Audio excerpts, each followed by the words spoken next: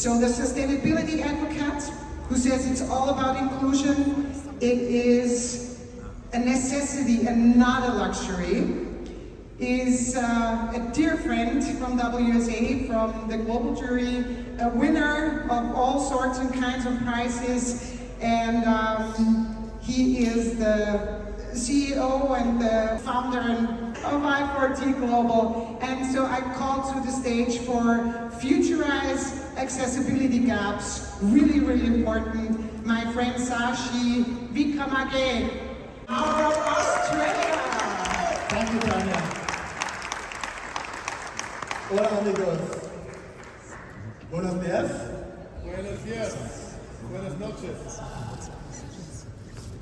What is accessibility?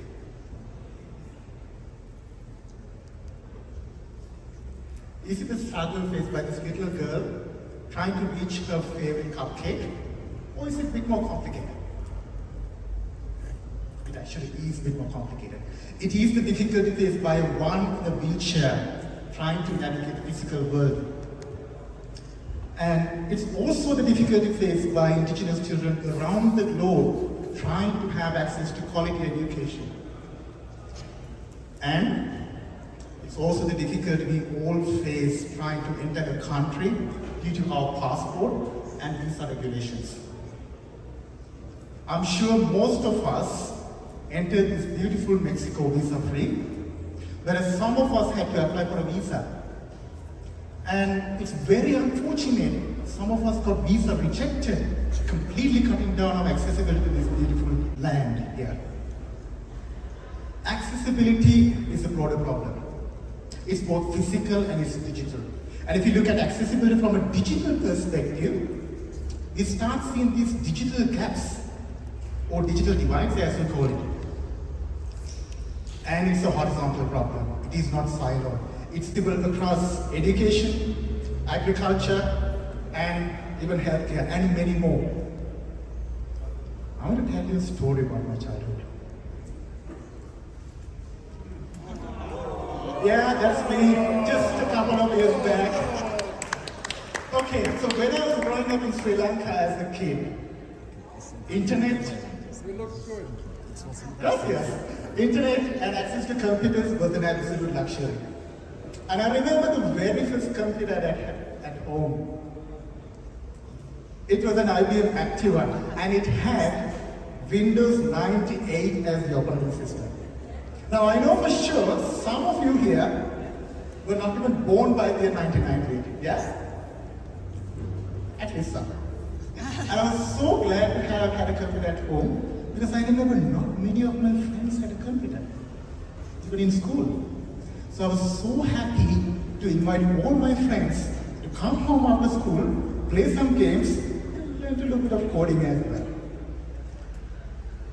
According to the Bureau of Statistics of Sri Lanka, only 5% of households had a computer by the year 2000. And I was so blessed to invite all my friends, because I didn't want to be selfish, I want to share this. I invited my friends to use my computer as they wish. And little did I know, I was trying to bridge a digital divide. And the worst part about this statistic is, even by the year 2020, 2 decades after, only 23% of Sri Lankans have a computer at home.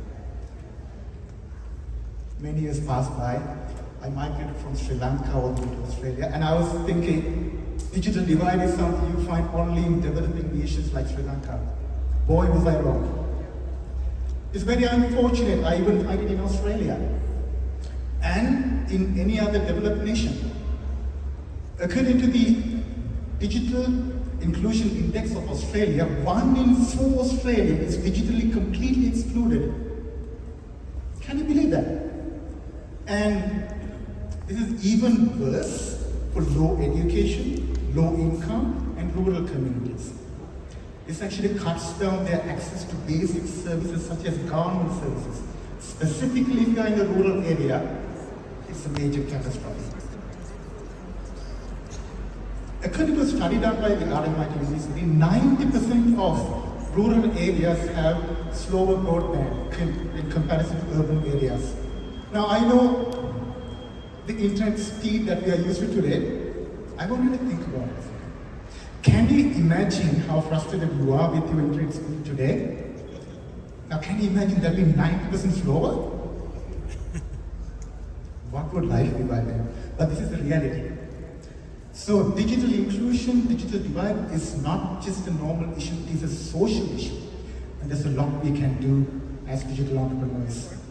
We have so much power. I will take two examples from WSA this year. Windy Maps and Stymie from Australia. Windy Maps figured out that there is a major issue in our indoor navigation. These are things we don't even think about. And this problem is worse for people with visual impairment and people in a wheelchair. We are talking about hospitals, schools, airports, shopping complexes. And our favorite Google Maps, Apple Maps don't work precisely in those. So this is why Windy Maps combine GPS together with low energy beaconing to provide specific indoor access routes and even wheelchair routes. If you look at Stymie, they figured out, based on a UNESCO study, 1 in 3 teenagers experience bullying. And that's the reality. And these youngsters struggle with the courage to say something when they experience or see harm. Stymie came up with a beautiful encrypted messaging platform targeting these school children, allowing them to reach out to authorities before it's too late. And this helps solving self-harm and even suicide. These are beautiful examples of how technology is used to bridge specific digital divides. I want to bring your attention on a very important point. One must not get misled, assuming we had to invent a solution to bridge a digital divide. There's a lot we can do with our existing products and solutions. How many of you have heard of web and mobile accessibility standards? There are standards out there to make our products and solutions more inclusive. This is exactly what we do in our company, i40 Global. We have a dedicated accessibility roadmap. And irrespective of how tight our deadlines are, how complicated our features are, we make sure we put a conscious effort trying to make these features, functionalities more accessible. And we do this by adhering to W3C, Web Accessibility Standard, as well as Apple iOS and Android developer ecosystems, mobile accessibility standards. And this is not a difficult task. If I ask the question, do any of you have accessibility compliance in your pipeline? I don't think I will see many hands. And this is something we need to pay attention to. We take this for granted. Our products and solutions can reach further. 20 to 25% of global communities suffers from some kind of disability. Disability can be visual impairment, sensitivity to fast-moving images, hypography, hearing, a lot more. And if we zoom out, we can even see there are frameworks such as the UNDP's Digital Transformation Framework, which talks about creating an inclusive whole of society digital transformation. So this is where the ambition meets approach. And there are frameworks out there. There are standards out there. It needs our attention.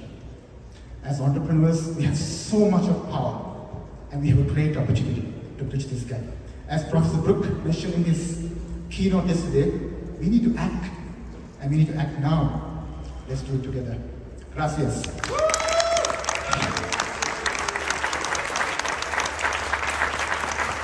Wonderful.